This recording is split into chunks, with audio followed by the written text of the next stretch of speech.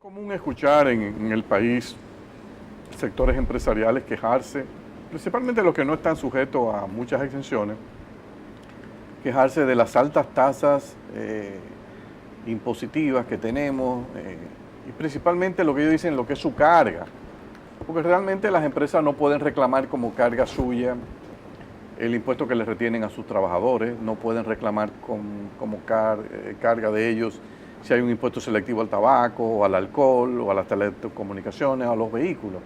Me refiero únicamente al impuesto que están pagando las empresas por concepto de sus utilidades. Cuando uno lo analiza con relación a lo que es el valor agregado, o el PIB de cada uno de los sectores, uno tiene, por ejemplo, esto para el 2015 que le estamos mostrando. Hay un sector y es normal que tenga una tasa muy alta, que es el sector de minas y canteras, porque ahí el Estado está reclamando un impuesto sobre utilidad en base de que él es el dueño de lo que está en el subsuelo y en consecuencia tiene que compartir con el privado una proporción significativa. Por eso sale con una tasa de presión tributaria ahí de 19,07. Ya después los sectores, cuando usted ve cómo vienen, solo hay dos o tres que uno podría decir que están pagando más o menos niveles razonables. Comunicaciones, 12,33%.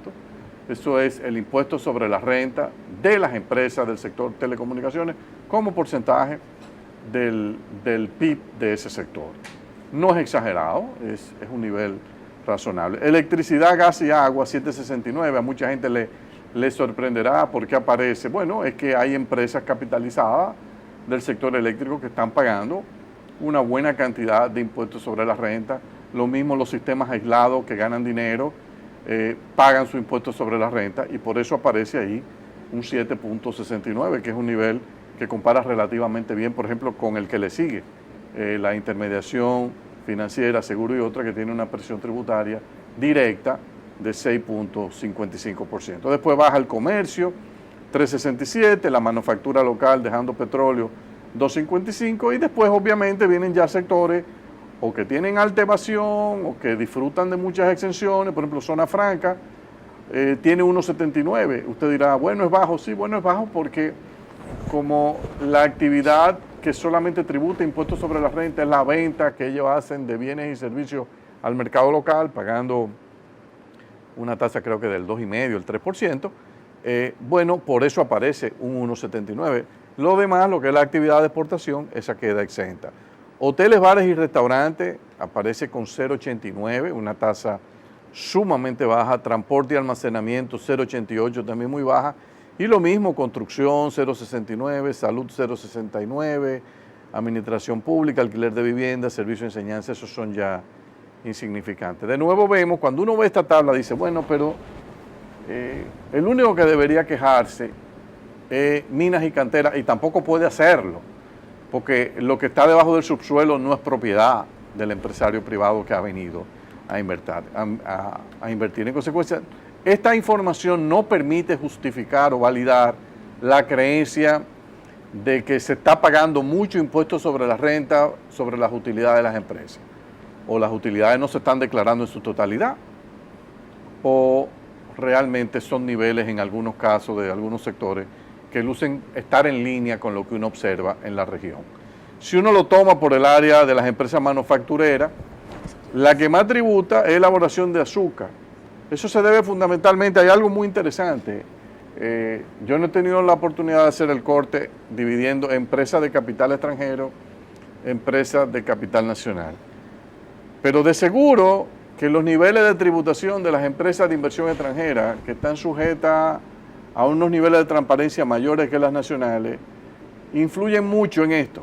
O sea, sectores donde lo que predominan son empresas de capital extranjero, si hay una buena regulación en materia de evitar prácticas de precio de transferencia, esas empresas van a aparecer con tasas de tributación relativamente altas. Fíjense cómo se ve aquí elaboración de azúcar. Eso es fundamentalmente el Central Romana Corporation, que es una empresa de capital extranjero que más o menos está en línea con las reglas y la transparencia. Después sustancias químicas, jabones y detergentes, productos farmacéuticos, ahí hay muchas empresas también de capital extranjero, 5,92, bebidas alcohólicas, no alcohólicas, derivadas del tabaco, también ahí hay una buena cantidad. Después, elaboración de productos de molinería comienza a bajar y otras industrias, cuando usted ve, ya no son tan altos los niveles del impuesto sobre la renta como porcentaje del PIB de cada uno de esos subsectores manufactureros. En el caso del comercio,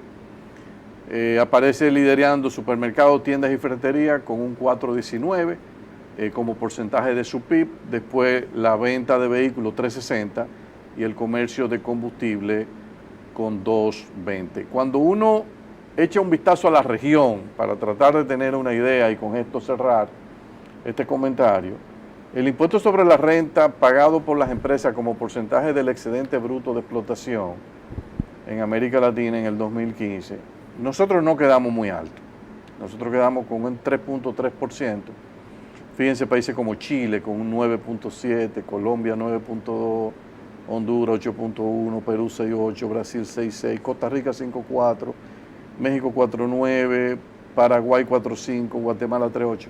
Aquí inciden muchos factores, exención por un lado, la evasión del impuesto sobre la renta corporativo, la última estimación que hizo DGI daba cerca de un 62,5%, es muy alta, o sea que es un reto que tenemos.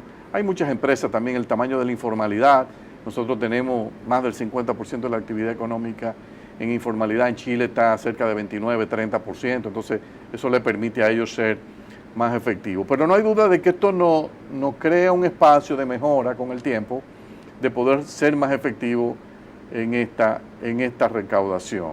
Pero de nuevo, no hay forma de validar que la carga impositiva directa que enfrentan las empresas en el país es anormalmente alta, porque no, parece ser que no es así. No, mira, el último gráfico, Andy, se estaba calculando sobre el excedente bruto de explotación. Sí, los anteriores era sobre el PIB. Bueno, yo te puedo poner, mira aquí con relación al PIB. Déjame ver si entra. Con relación no se está moviendo. Con relación. Este. Mira con relación al PIB, Excelente. sí. De nuevo ahí no quedamos bien. 2%, Chile 4,9%. El doble. Sí, el doble, o sea, un poco, 2,5 veces más o menos. Colombia 5,1, Bolivia 5,4, pero estamos ahí en el rango, o sea, América Latina es pobre en materia de recaudación de impuestos sobre la renta de las empresas. Sí, pero como tú dices, ese número que está ahí, obviamente que tiene una influencia de la informalidad. Claro, entonces, claro. como tú dices, cuando la que lo paga es la que se queja, esa no es la carga tributaria de la que finalmente lo paga, ¿verdad? Esa es la de las que pagan entre el PIB del sector, que sector. habría que ver si el sector, el Banco Central, le imputa algún, no sé cómo lo hace de verdad, cómo mete en el PIB valor agregado de empresas informales de las cuales no tiene información, no sé. Bueno, pero...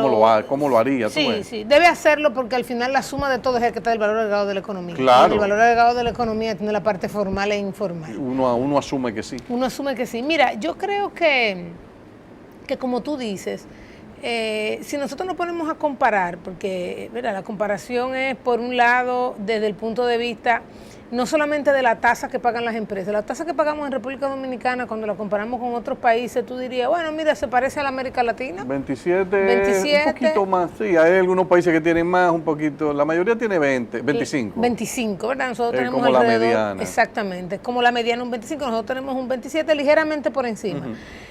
Obviamente cuando tú lo comparas con países, algunos países muy desarrollados, que son muy altas las tasas, las marginales, pero la tendencia en muchos de los países es a ir reduciendo lo que es el impuesto. 25, se está moviendo prácticamente, porque incluso sobre los países desarrollados, ya que uno ve, Europa se está moviendo. Donde sigue todavía un poco alto es la persona física. Eso te iba a decir. Un caso, digamos, como el de Chile, lo que hace es que los impuestos marginales de personas físicas en el margen son relativamente altos. Tú vas a encontrar tasas por encima del 40% para las personas físicas. Y al final, ciertamente, es hacia donde se están moviendo esos modelos. Yo creo que es algo que República Dominicana tiene que ver. Lo otro, Andy, es que cuando tú hablas de las empresas se sienten muy cargadas. No es solamente el tema de tasa, es cómo es todo el sistema tributario en República Dominicana. Entonces tú tienes el tema de cuál es la metodología de anticipo que tenemos en la República Dominicana, cuál es la tasa de impuestos sobre la renta cómo es la fiscalización de ese impuesto sobre la renta. Y al final las empresas también traen a la mesa algunas ineficiencias que tiene la economía o el sistema, que ellos la perciben como una carga, ¿verdad? Cuando tú tienes tema en el sector eléctrico. Y son cargas. Y son cargas reales, porque al final, si todo te llegara del sector eléctrico, tú no tuviese que tener esas inversiones adicionales, se constituyen en una carga tributaria adicional, que finalmente la traspasa, no la traspasa al consumidor, esos son otros 500, porque entonces ahí tenemos que volver al punto de si efectivamente esa carga la está llevando la empresa o si se le está traspasando a lo que es el consumidor final.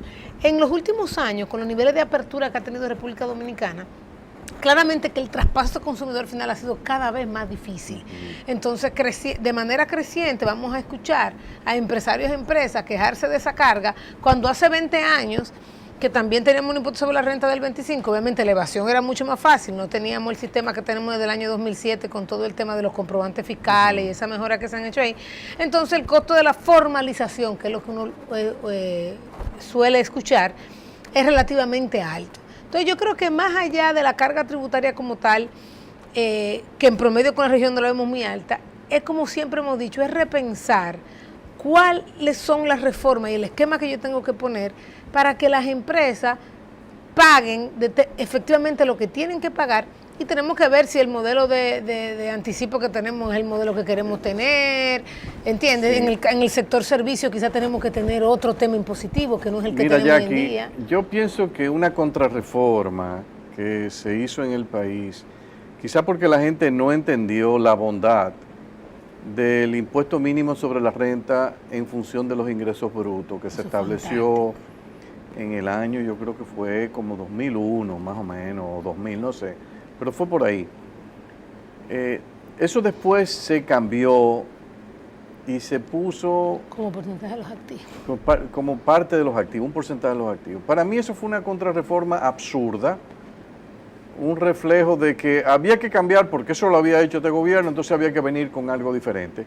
Y lo que se estableció ha sido para mí, honestamente lo digo, uno de los disparates en materia tributaria más grande que se ha hecho en el país, un absurdo, porque usted puede tener una empresa cerrada que no está vendiendo un peso, pero tiene activo, entonces tiene que pagar. Sí mismo. Entonces, eso es un contrasentido, y eso fue simplemente una necedad de un gobierno que dijo, critican mucho el mínimo sobre los ingresos brutos, hay que cambiarlo y vamos a poner, y vinieron con la genialidad, que no es más que un disparate, vuelvo y lo digo, de los activos brutos. Entonces, por eso hay mucha gente que hoy día se siente como que este es un sistema injusto, y es verdad que es injusto. El director de la DGI en esta semana dio unas declaraciones en una entrevista que estuvo en Diario Libre defendiendo el sistema de los anticipos y dijeron, mira, esto le da estabilidad al sistema. Pero la versión anterior de impuesto mínimo sobre la renta, sobre la base de los ingresos brutos, le da estabilidad y es más justa, porque si usted no vende, usted no paga. Si usted vende poco, paga poco. Si vende normal, paga normal. Si se le dispararon la venta, entonces usted va a pagar más. No hay mejor sistema que tener el impuesto mínimo sobre la renta denominado en función de ingresos brutos.